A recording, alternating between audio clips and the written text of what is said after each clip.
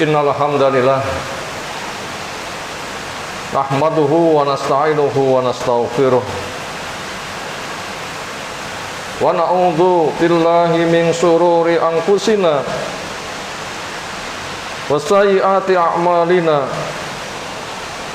may yahdihillahu fala mudhillalah wa may yudlilhu fala hadiyalah. Wa asyhadu an la ilaha illallah wahdahu la syarikalah wa asyhadu anna Muhammadan abduhu wa rasuluh. Allahumma shalli ala Muhammad wa ala alihi wa ashabihi wa man tabi'ahum bi ihsanin ila yaumiddin. Ya ayyuhalladzina amanu taqullaha haqqa tuqatih wa la tamutunna illa wa antum muslimun.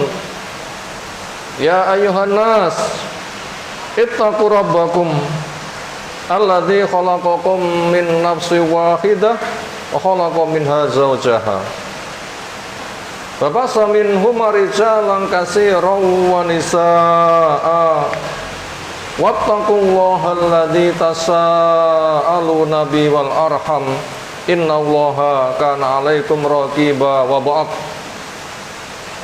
Fa inna asdaqal hadisi kitabullah wa khairal hadyi hadi Muhammadin sallallahu alaihi wasallam.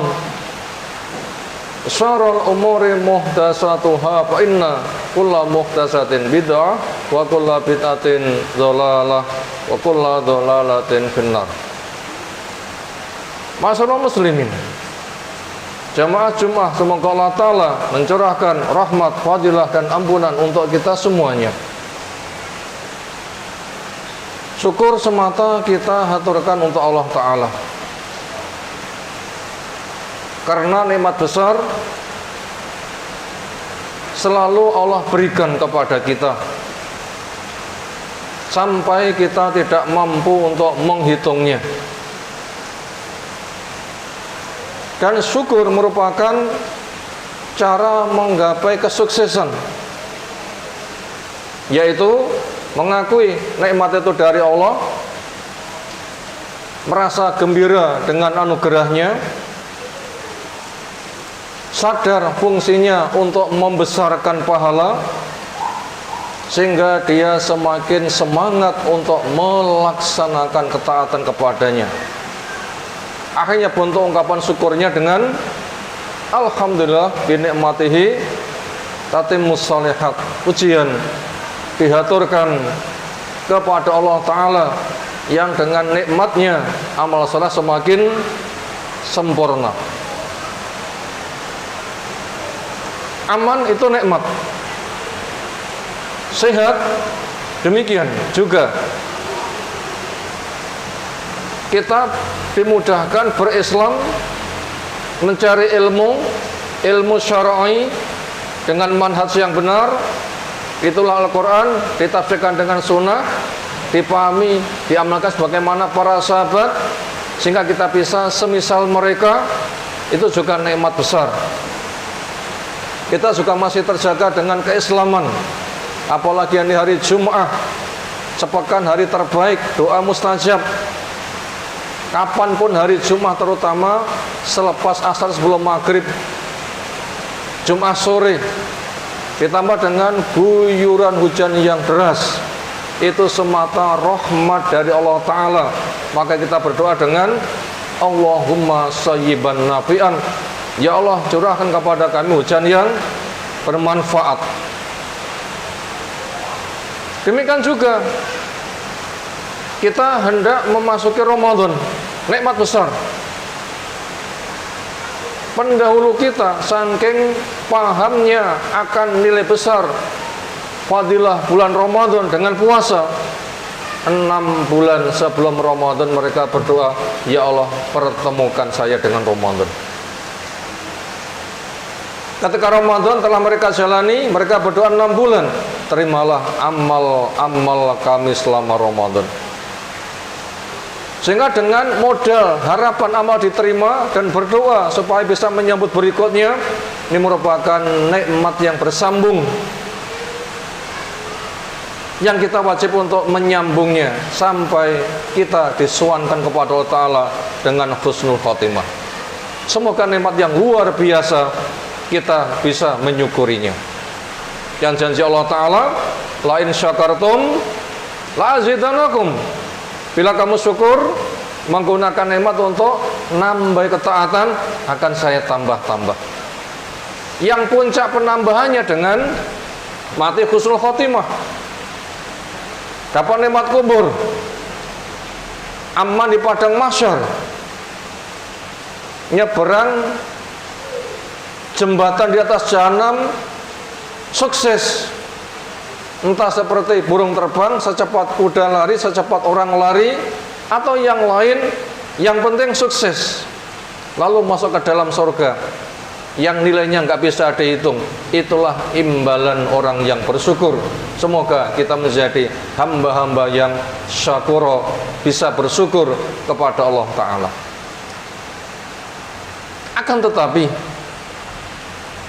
kita tidak semata ditargib, dimotivasi, disemangati, diiming-iming dengan kabar gembira sehingga semangat beramal. Gak cukup. Tetapi kita juga butuh untuk ditahdir, untuk diberikan peringatan atau ditarhib, untuk disiapkan kewaspadaan supaya kita selalu berhati-hati. Enggak semata hanya semangat, tapi juga butuh kehati-hatian. Kenapa? Karena banyak orang yang dibalik semangat tapi salah jalan. Ketika terlalu besar semangat sampai salah jalan tidak terasa.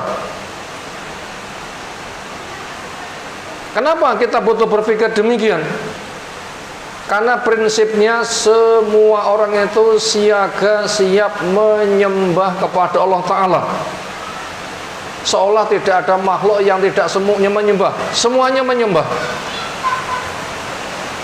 Walaupun orang dikatakan musyrik, seperti apapun dosanya, sampai Fir'aun, sampai Abu Jahal, sampai Iblis, mereka dikatakan menyembah berhala tidak mau.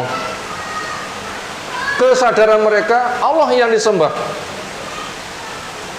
Tapi kenapa akhirnya ada yang dikatakan musyrik, yang dosanya gak karu-karuan, sejak dosa gak diampuni, amal gak diterima, pernah beramal soleh dihancurkan, divonis neraka, gak ada penolong, surga haram. Sampai ada ancaman kayak begitu, padahal mereka menyadari menyembah kepada Allah. Di mana letak kesalahannya sehingga kesyirikan disematkan kepada mereka?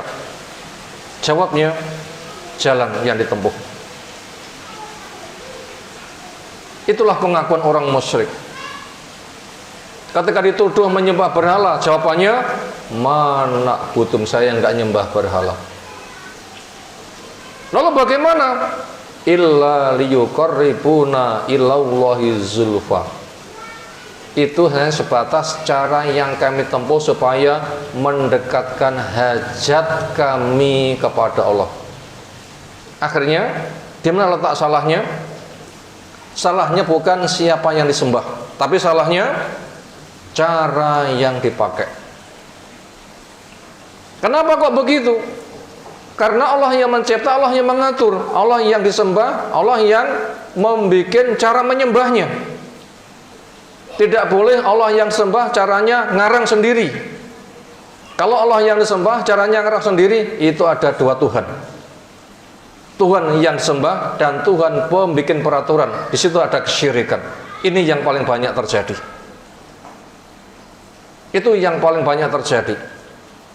Nyembah Allah dengan pendapat, nyembah Allah dengan cara baru, nyembah Allah dengan tradisi nenek moyang, nyembah Allah dengan budaya bangsa. Nyembah Allah dengan tuntutan rasa, sehingga bisa berkreasi caranya. Letak kesyirikan ada di dalam cara. Sehingga Quran akan merana, sunnah akan merana. Nggak ada gunanya Quran diturunkan, nggak ada gunanya Rasul diutus. Makanya mereka itu memerangi para nabi, para rasul. Quran pun juga katanya makhluk. Untuk apa ditaati? Uang dia itu makhluk. Itu cara-cara musyrik untuk menggugurkan syariat Allah Subhanahu wa taala.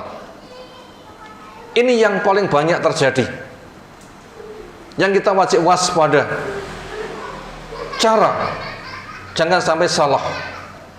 Makanya Allah yang disembah, cara Allah yang dipakai. Caranya di Al-Quran, di As-Sunnah, pemahaman praktek para sahabat.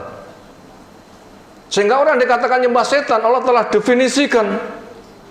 Wa idza qila lahum ittabi'u ma anzalallah qalu bal nattabi'u ma wajadna 'alaihi aba'ana. Awalau kana syaiton yatumila adzabis sa'ir. Ketika mereka dihimbau, bila kamu sadar menyembah Allah, caranya ialah menggunakan apa yang Allah turunkan. Allah ngutus Jibril membawa wahyu, ada Rasul yang diutus membacakan caranya, menjelaskan caranya, menyontohkan caranya. Kamu tidak paham, tanya, akan dijawab oleh Rasul. Dan ada pewarisnya para ahli ilmu. Ada contoh bagaimana cara menghamba. Ketika mereka diajak begitu, jawabnya, tapi cara yang kami tempuh menggunakan apa yang kami jumpai dari tradisi nenek moyang kami. Nah, cara inilah yang namanya cara setan. Yang Allah menandaskan, awalau kana setan yatumila adzabis sa'ir. Opo to senajan setan ngejak yang rokok saya panggah tok tutni, Allah bikin cara nggak dipakai. Setan membisikkan, dipakai. Itu namanya nyembah setan. Di masyarakat banyak.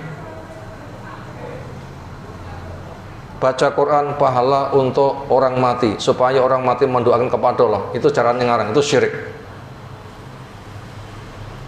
Minta kepada Allah banyak sedekah pahalanya untuk si mayit, supaya si mayit mendoakan keluarganya masih hidup bisa puasa Ramadan. Itu cara ngarang, itu juga syirik. Walaupun mereka melantunkan dalam bentuk doa, tapi doanya hasil karangan dan itu dianggap ibadah, padahal itu tidak ada contohnya. Semisal, ya Allah berkailah kami di bulan Rajab, berkailah kami di bulan Sya'ban, pertemukan kami dengan Ramadan. Kalau doa permintaan sakwayahnya butuh, doa seperti itu boleh. Tapi bila dijadikan ritual, ini doa khusus dilantunkan di malam pertama bulan Rajab. Dan ini adalah mustajab. Cara baru inilah yang menjadi kesyirikan. Ngarang cara, ngarang fadilah, ngarang kemustajaban.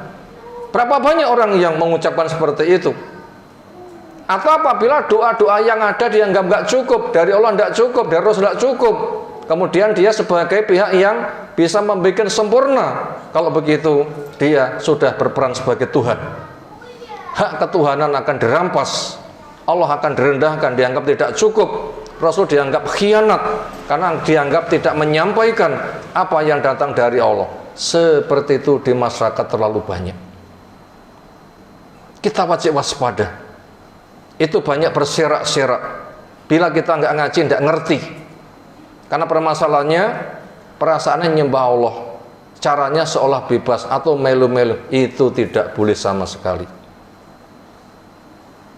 Kuncinya adalah sembah Allah pakai cara Allah. Jangan beramal kecuali sudah paham dulu. Ini Qur'annya bersama tafsir yang benar.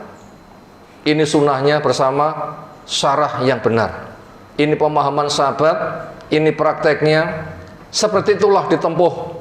Sehingga apabila caranya benar, harapannya benar, itu nanti akan diterima oleh Allah Subhanahu wa ta'ala. Ingat, kesyirikan lebih lembut daripada hentakan kaki semut hitam yang berjalan di atas batu hitam di malam yang kelam.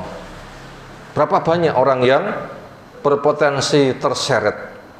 Maka untuk itu jangan sampai kita menjadi orang yang paling merugi. Perasaan ibadah, rumah sana kasil, tapi kenyataannya gagal, bahkan rokok gak bisa mentas. Allah ingatkan, kul hal nunabbiukum bil akhsanil a'mala, maukah kamu saya kabari wong sing paling rugi? Bukan semata rugi, paling. Siapa mereka? Alladzina dhalla sa'yuhum fil hayatid dunya wa hum yahsabun annahum yuhsinuna sun'a. Orang yang aslinya sesat. Apa itu? Ngibadah ngarang. Tetapi mereka punya perasaan, bener, saya akan nyembah Allah. Padahal caranya salah. Itu cara setan, cara karangan. Dibuang kitab, dibuang sunnah. Itu salah jelas. Ketika diingatkan, malah membantah. Nuduh. Kamu tukang nyirik-nyirik, kamu tukang bid'ah nih. Seolah surga mbekmu dewi. Kadang muring-muring ketika mereka diingatkan. Perasaannya itu benar. Inilah profil orang yang paling merugi. Di masyarakat terlalu banyak. Pahamkah kita? Selamatkah kita? Ini perkara yang wajib untuk terlalu kita renungkan. Ingat, pertama kali penghisapan kita di sisi Allah nanti adalah urusan akidah. Karena as'atun nasi bisafati yaumul qiyamah man qala la ilaha illallah khalisan min qalbi. Orang yang paling beruntung dengan syafaat Nabi nanti. Nabi mengadu, Allah menyilahkan, silahkan si A, si B masuk surga. Siapa orang yang akan disilahkan begitu? Ketika Nabi mengadu ditanggapi oleh Allah, jawabnya orang yang punya pegangan la ilaha illallah, tulus dari hatinya. Allah saja yang ku sembah, ku buang sesembahan batil, cara Allah saja yang saya pakai, saya tidak ngarang-ngarang cara, rahmat Allah saja yang ku harapkan. Inilah cara keselamatan yang itu nanti dia akan dimasukkan ke dalam surga. Itu orang yang paling beruntung dengan orang yang punya prinsip la ilallah. Makanya jangan berucap saja tanpa paham dan berjuang. Semoga kita mendengar, semoga kita paham, semoga Allah jadikan kita orang yang bersyukur, orang yang bertauhid, orang yang istiqomah, orang yang kelak akan menjadi penduduk surga Allah Subhanahu wa taala. Barakallahu bil ayati wadil hakim. Aqulu qouli hadza astaghfirullah wastaghfiruh innallaha wal ghafurur rahim.